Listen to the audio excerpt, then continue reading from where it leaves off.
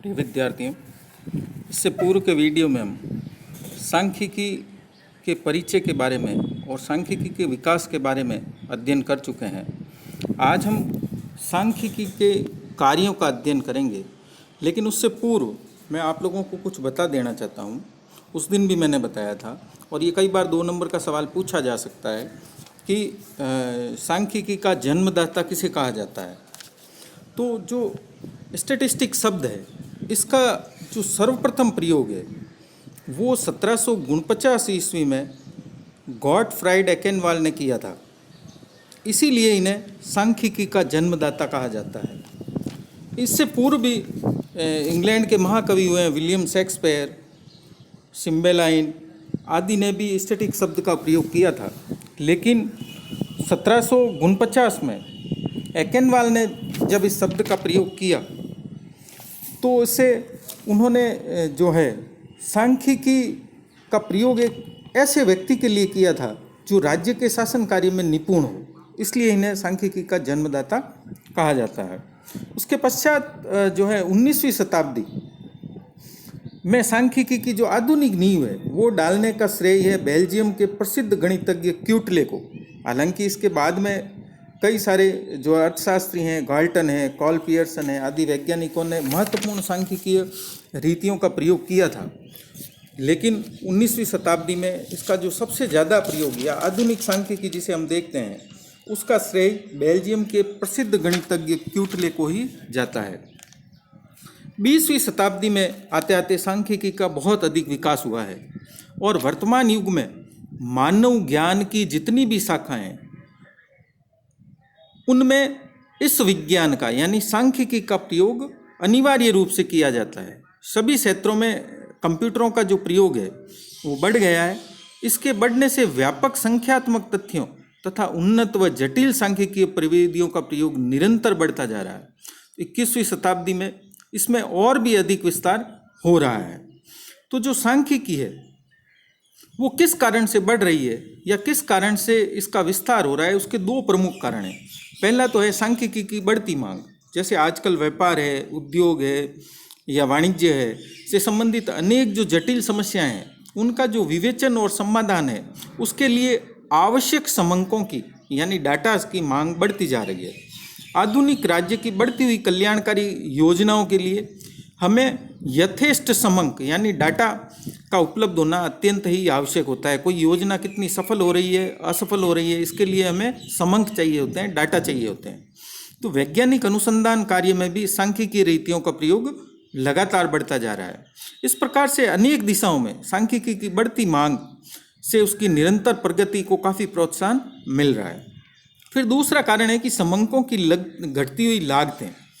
सांख्यिकी जो रीतियाँ हैं उसमें अनेक महत्वपूर्ण सुधार होने के कारण और कंप्यूटरों का, इंटरनेट आदि का व्यापक प्रयोग होने के कारण अब कम समय में, कम खर्च में और कम परिश्रम में वृहत स्तर पर यानी बहुत बड़े स्तर पर विश्वसनीय समंकों का संकलन और विश्लेषण संभव हो सका है। सर फ्रांसिस गाल्टन है, कार्ल पियर्सन है, फिशर है, गोसे हैं, प्रोफेसर महलनोबिस हैं आदि वैज्ञानिकों द्वारा सैम्पलिंग पद्धति यानी प्रतिचयन पद्धति, प्रयोग अभिकल्पना यानी डिजाइन ऑफ एक्सपेरिमेंट और परिकल्पना परीक्षण यानी टेस्टिंग ऑफ हाइपोथेसिस आदि आधुनिक विधियों में किए जाने वाले अनुसंधानों के परिणाम स्वरूप उपलब्ध समंकों की लागत बहुत ही कम हो गई है।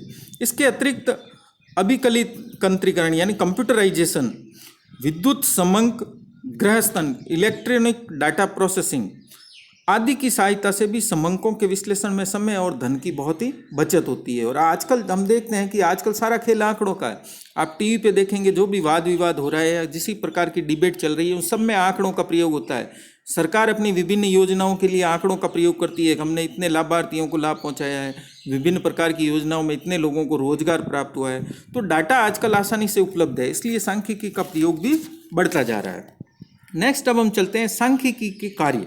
सांख्यिकी के कार्य से पूर्व हम सांख्यिकी कार्य यानी जो सांख्यिकी का कार्य करता है उसके क्या कार्य हैं, है ना, जिसको हम कहते हैं स्टैटिस्टिशियन। किसी भी क्षेत्र में सांख्यिकी रीतियों द्वारा समंकों को एकत्रित करने तथा उनका विश्लेषण करके उचित निष्कर्ष निकालने वाले व्यक्ति को हम सांख्यिक कहते हैं। सांख्यिक के जो कार्य हैं उनको हम 4 भागों में बांट सकते हैं। सबसे पहला उसका जो कार्य है वो समंकों का संग्रहण करना, यानी कलेक्शन ऑफ डाटा। सर्वप्रथम सांख्यिक एक स्पष्ट योजना बनाकर यह निश्चित कर लेता है कि उसे किस क्षेत्र में किस उद्देश्य से तथा किस पद्धति द्वारा समंकों का संग्रह करना है। फिर वह एक उपयुक्त रीति द्वारा समंकों का प्राथमिक द्वितीयक ढंग से संग्रहण कर लेता है। प्राइमरी डाटा और सेकेंडरी डाटा 2 तरह के डाटा होते हैं, तो उनका वो संकलन कर लेता है। संकलित समंकों के संपादन यानी एडिटिंग द्वारा वह शुद्धता की मात्रा की जांच भी करता है। दूसरा फिर है प्रेजेंटेशन, यानी डाटा का किस प्रकार से वो प्रस्तुतिकरण करता है। सांख्यिकी समंकों को सुनिश्चित आधार पर विभिन्न वर्गों में बांटकर अनेक प्रकार की सारणियों, चित्रों यानी डायग्राम्स और बिंदु रेखा चित्रों यानी ग्राफ्स के माध्यम से वो उनका प्रस्तुतिकरण करता है। प्रस्तुतिकरण के पश्चात आता है एनालिसिस, यानी विश्लेषण करना। विश्लेषण के अंतर्गत एक सांख्यिकी जो होता है वो अनेक क्रियाएं करनी पड़ती है। वह संकलित समंकों को सारणियों में प्रस्तुत करके समंकों की केंद्रीय प्रवृत्ति ज्ञात करता है, उसकी तुलना करता है तथा उसमें संबंध स्थापित करने के लिए माध्य यानी मीन्स, अपकिरण, विषमता और सहसंबंध, प्रतिगमन समीकरण आदि अनेक सांख्यिकीय रीतियों और प्रविधियों का प्रयोग करता है। और अंत में वो करता है निर्वचन यानी इंटरप्रिटेशन। समंकों का संकलन करना, प्रस्तुत करना, फिर उनका विश्लेषण करने के बाद एक सांख्यिकी जो होता है उसको उनसे तर्कपूर्ण और निष्पक्ष निष्कर्ष निकालने पड़ते हैं। इसके संबंध में निस्वेंगर महोदय का ये कहना है कि सांख्यिकी का कर्तव्य समंकों का संकलन करने तथा उनसे संबंधित गणनाएं करने से कहीं अधिक आगे का होता है। समंक स्वयं कुछ नहीं बोलते, यानी डाटा स्वयं नहीं बोलते हैं, और सांख्यिकी वह व्यक्ति होता है जिसे उनके अर्थों की खोज करने के लिए सांख्यिकीय परिणामों का निर्वचन करना होता है। वास्तव में समंकों के आधार पर उचित निष्कर्ष निकालना ही उसके संकलन और विश्लेषण का मूलभूत उद्देश्य होता है। तो इन कार्यों को सफलतापूर्वक पूरा करने के लिए एक सांख्यिकी को गणित का अच्छा ज्ञान होना भी आवश्यक होता है। जो सांख्यिकी एक गणितज्ञ है वह एक लिपिक नहीं है। सांख्यिकीय समंकों का संक्षिप्तीकरण करने, समंकों की तुलना करने तथा पूर्वानुमान करने के लिए सांख्यिकी की गणित के सिद्धांतों, सूत्रों व रीतियों की यथेष्ट जानकारी उसे होनी चाहिए। उसका जो काम होता है वो एकत्रित समंकों को समुचित विश्लेषण करके उनसे तर्कपूर्ण, वास्तविक और निष्पक्ष परिणाम निकालता है। तो उसे अपना कार्य सामान्य विवेक, निष्पक्ष भावना, तर्क और निपुणता से निभाना चाहिए, तभी वह एक सफल सांख्यिकी का कार्य भलीभांति से कर सकता है। अब हम इसके पश्चात आते हैं सांख्यिकी के कार्यों पे कि किस प्रकार से सांख्यिकी के क्या क्या कार्य हैं। एक सांख्यिकी जो होता है उसके माध्यम से सांख्यिकी समंकों को विभिन्न प्रकार से प्रस्तुत करती है, जिसमें वो सबसे पहला कार्य करती है जटिल तथ्यों को सरल बनाती है। एक जो सामान्य व्यक्ति होता है वो जटिल और बिखरे हुए डाटा यानी समंकों को न तो सरलता से समझ सकता है और न उससे कोई परिणाम ही निकाल सकता है, परंतु वर्गीकरण, सारणीकरण, चित्र में एवं बिंदु रेख यानी ग्राफ्स प्रदर्शन, केंद्रीय प्रवृत्ति के माप आदि की विभिन्न रीतियों के माध्यम से जटिल सांख्यिकीय सामग्री को सरल बनाया जा सकता है और उसे देख करके एक आम आदमी समझ सकता है कि ये आंकड़े हमें क्या कहना चाहते हैं। दूसरा है फिर तथ्यों की तुलना करना तथा उनमें संबंध स्थापित करना। तुलनात्मक अध्ययन की सुविधा प्रदान करना भी सांख्यिकी का एक महत्वपूर्ण कार्य है। विभिन्न तथ्यों की तुलना करने के लिए हम माध्य के अंतर्गत हम लेते हैं अर्थमेटिक मीन, मीडियन और मोड। फिर है सूचकांक यानी इंडेक्स, गुणांक, कॉफिशिएंट आदि का प्रयोग किया जाता है। जैसे माध्यों और गुणांकों की सहायता से हम 2 देशों की प्रति व्यक्ति आय की तुलना कर सकते हैं और आय के वितरण की असमानताओं को ज्ञात कर सकते हैं। नेक्स्ट जो सांख्यिकी का कार्य है वो नीति को निर्धारित करना। सांख्यिकी जो है सामाजिक, आर्थिक, व्यापारिक तथा अन्य क्षेत्रों में नीति निर्धारित करने में पथ प्रदर्शन का काम करती है। देश की आयात व निर्यात की नीतियाँ, मूल्य नीति, कर नीति, मद्य निषेध नीति यानी शराब निषेध नीति आदि एकत्रित समंकों का विश्लेषण करके ही निर्धारित की जाती है, जो वर्तमान नीतियों के परिणामों का मूल्यांकन करने में भी सांख्यिकी हमें सहायता प्रदान करती है।